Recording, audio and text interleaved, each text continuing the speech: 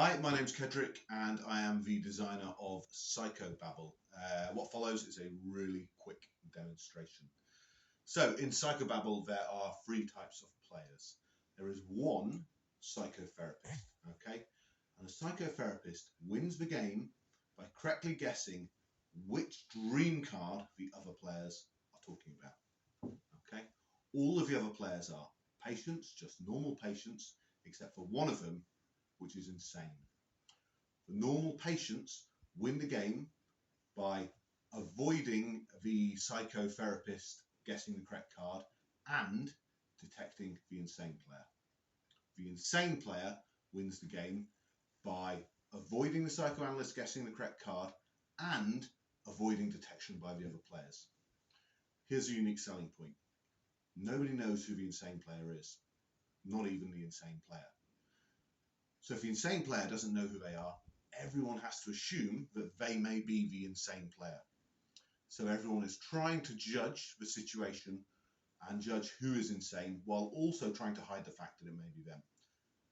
That'll become apparent when I talk about the game now. So this is the setup. As you can see, I've got a grid of 4x4 of these beautiful Mirrorama cards.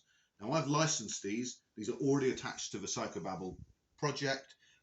And if you decide to license a project, you get all the art with it. The Mirrorama cards can be arranged, each row can be arranged in any order to form a coherent image.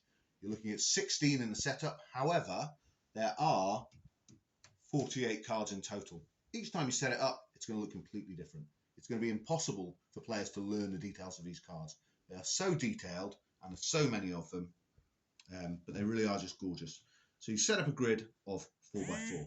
Now, the psychotherapist does that. Everyone knows who the psychotherapist is. He's marshalling the game. He's in charge of the game. Next, the psychotherapist takes some cipher cards. Okay, this is what the cipher cards look like. Each one has a grid of 4x4 rectangles on it. The grid corresponds to the cards here. Okay, and you'll see why in a minute. So the psychotherapist picks one of the piles of cipher cards. Every card in each pile is the same as the rest in the pile, but different from each other pile. Okay, so he picks one card for every other player from the same pile except one, which comes from another pile. And that's how we generate our insane player. Shuffles them together, and in this case there are 4 patients. And as you can see, as a psychotherapist, I've actually picked 4 cards from pile C and 1 from B. I'm not allowed to look at this. I wouldn't know this. I deal these out to the different players. Okay, next up, 2 6-sided dice, nice big ones, so the players can all read them. Psychotherapist rolls them. 2 numbers. In this case, the numbers I've got are a 3 and a 4.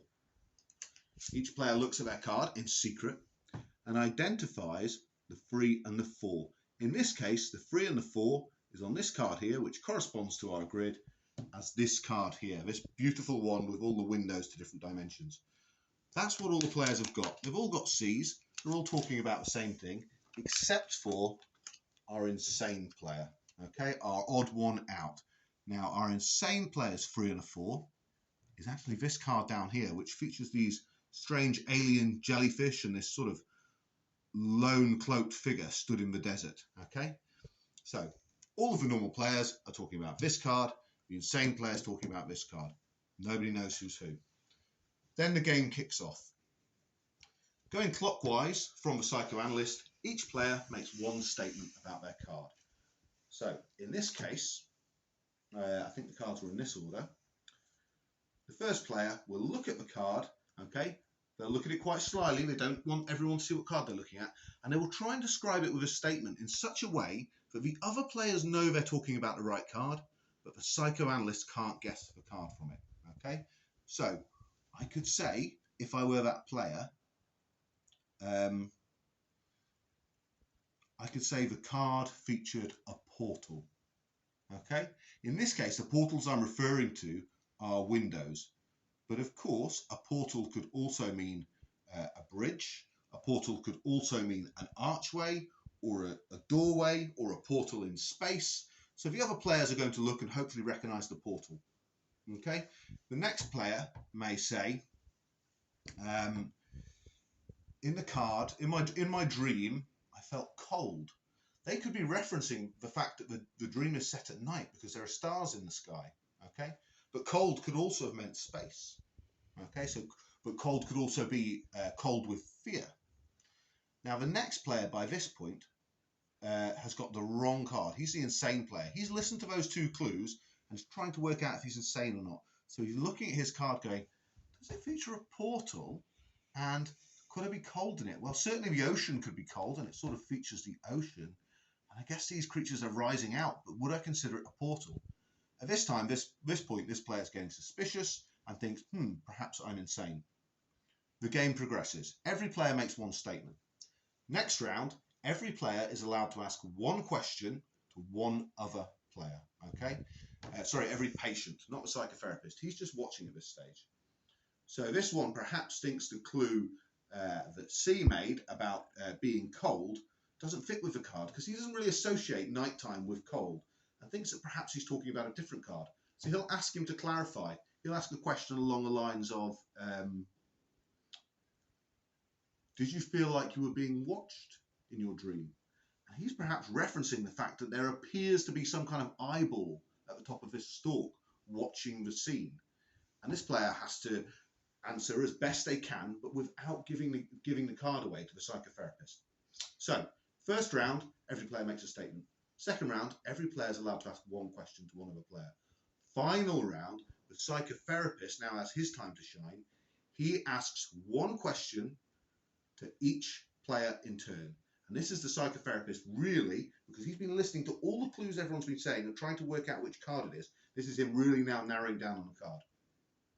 Of course, the psychotherapist's got quite a tough job because all of these players are trying to be vague, and this player here is feeding downright misinformation.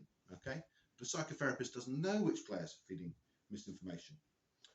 Once the psychotherapist asked every player a question, the round is over. The psychotherapist now takes his dice, okay, and places them on the card that he believes the other players were talking about.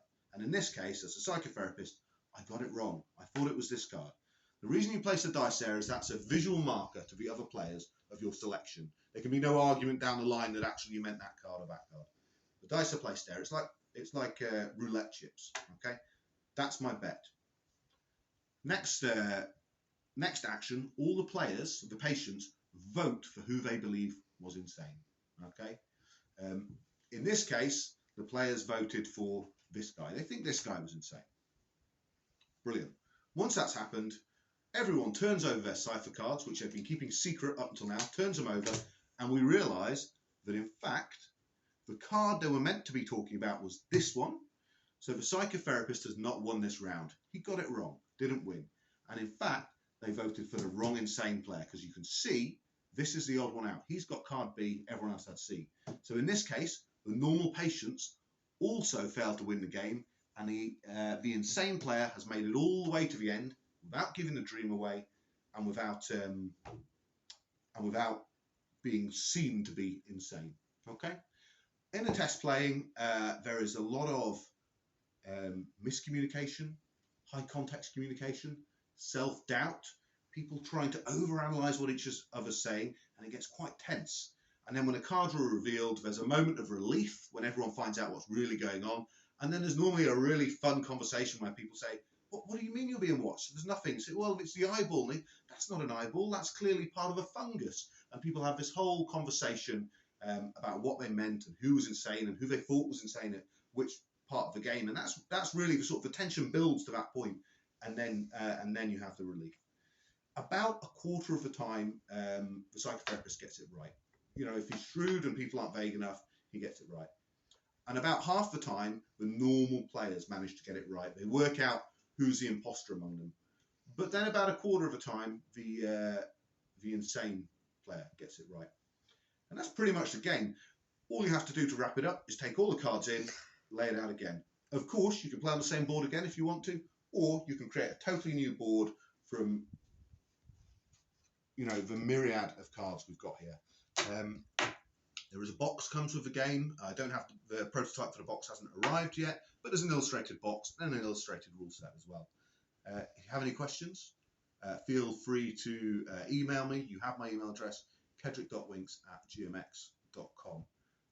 Yeah, and I would love to take this forward. Thanks.